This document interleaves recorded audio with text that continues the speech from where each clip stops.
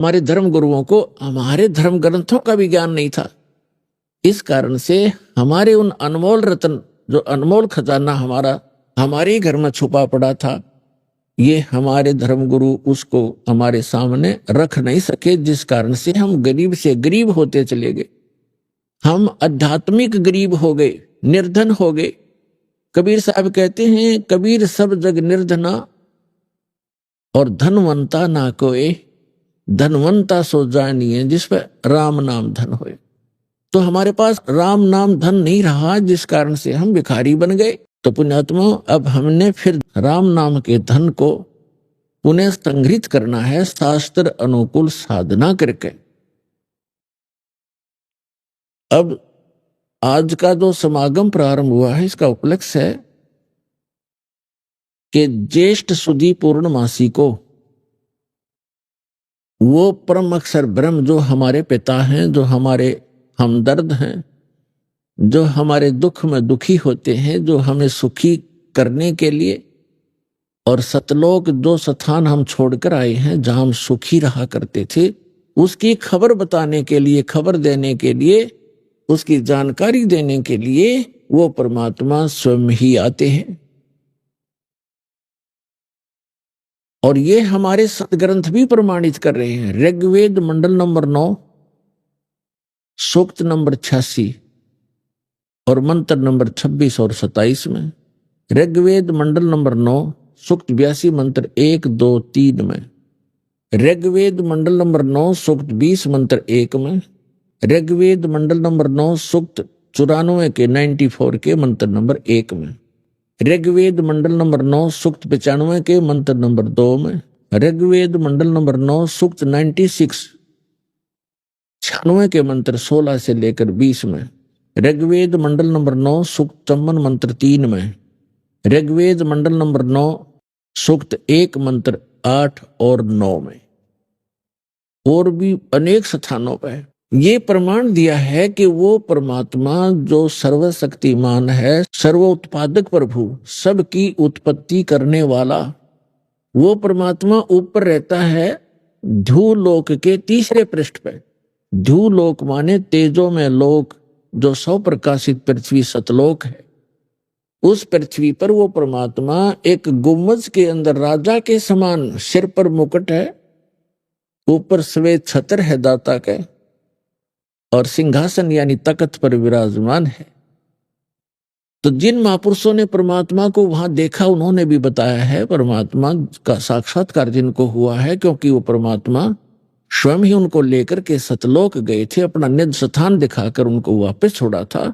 उनमें से एक हैं आदरणीय गरीबदास साहिब जी, गांव छुडानी, जिला झज्जर, हरियाणा वाले। उन्होंने कहा कि श्वेत छत्र और सिर मुकुट विराजे, देखत ना उस चेहरे नु, गरीबदास ये वक्त जात है, रोगे इस पैरे नु। यानी वो परमात्मा के सिर पर सफेद छत्र है एक ऊपर, जैसे ये छत्र आप छतरी देखते हो छोटी सी, ये तो आर्टिफिशियल है, वहां परमात्मा की ओरिजिनल है। और सिर पर मुकुट है उस परम पिता के, जैसे राजा लोग पहनते हैं।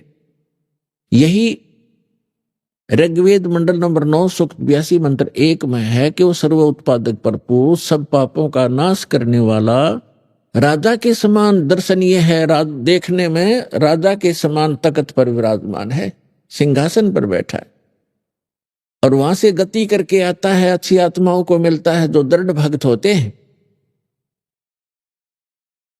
तो इन सभी वेद मंत्रों का निष्कर्ष है कि वो परमात्मा ऊपर बैठा है, नर आकार है, मनुष्य दृश्य है। जिन महापुरुषों ने परमात्मा को देखा, उन्होंने कहा हमरे ही हुनियार है हमारा सृजनहार, हमारा सृजनहार, हमारा भगवान, हमारा उत्पत्ति करता, हमारे ही शकल का है, हमारे जैसी शकल का है, हुनियार हमारे जैसे रूप का है। लेकिन उस परमात्मा की सामर्थ्य और मटेरियल ऑफ बॉडी हमसे ज्यादा शक्तिशाली और अविनाशी है, ताकतवर है, तेजों में है। तो सतलोक में जाने के बाद प्रत्येक प्राणी, प्रत्येक जीव हंस कहलाता है, हंस। और वहां जाने के बाद प्रत्येक का जो शरीर बनता है वो जैसे हमें यहां शरीर मिला ये कच्चा है, इस किसी कारण से भी विनाश को प्राप्त हो जाता है, वहां जो शरीर मिलेगा वो कभी विनाश को नहीं प्राप्त होगा।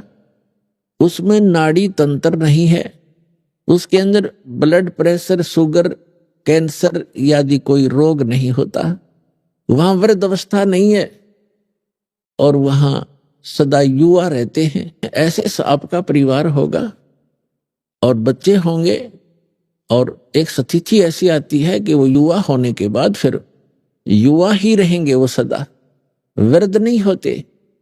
और इतने शुद्ध विचार हैं, किसी चीज का अभाव नहीं है, किसी वस्तु का अभाव नहीं वहां पर।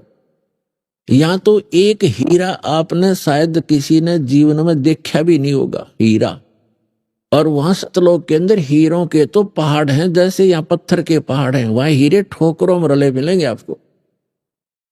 और दूधों की दरिया बहती है, सदाबहार वृक्ष हैं, किसी चीज का अभाव नहीं, जहां बैठो कुछ खाओ।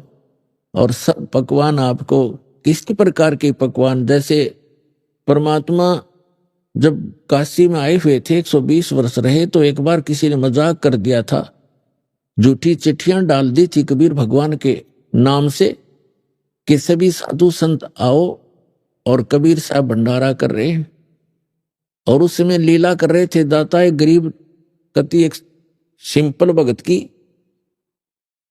झोंपड़ी में रहा करते थे, 2 समय का मुश्किल से आहार होता था और जिसके द्वार पर 18 लाख व्यक्ति आ गए। तो वो परमात्मा स्वयं गए अपने निज स्थान सतलोक में और वहां से 9 लाख बैलों के ऊपर बने बनाई जलेबी, कचौड़ी, पकौड़ी, दही, बड़े, बूंदी, लाडू सब कुछ भरकर, दाल, चावल, खांड, खीर सब कुछ बने बनाया और यहां सेकंड में लाता रहे। तो वहां सब वस्तुएं आपको उपलब्ध हैं। तो वहां कोई राग नहीं, कोई द्वेष नहीं। या तो हम कभी किसी जमीन के बंटवारे पर लड़ मरते हैं, जमीन वहीं रह जाती है और इंसान मर जाते हैं। तो ये वृत्ति खराब क्यों होगी हमारी? क्योंकि एक तो ज्ञान नहीं और दूसरा हमारे साथ भगवान नहीं। जब हमारे साथ भगवान होगा और ज्ञान होगा, हमें किसी चीज का अभाव यहां भी नहीं रहेगा। जब तक आप यहां रहोगे, आपकी सुरक्षा होगी, आपके बच्चों की सुरक्षा होगी। तभी तो हम भगवान की खोज करते हैं कि हमारा परिवार सुखी रहे, हम भी निरोग रहें, हमारी अकाल मृत्यु ना हो। चलो मृत्यु तो ये मानते हैं हम बूढ़े में मर जाएं, लेकिन बीच में ना मरे।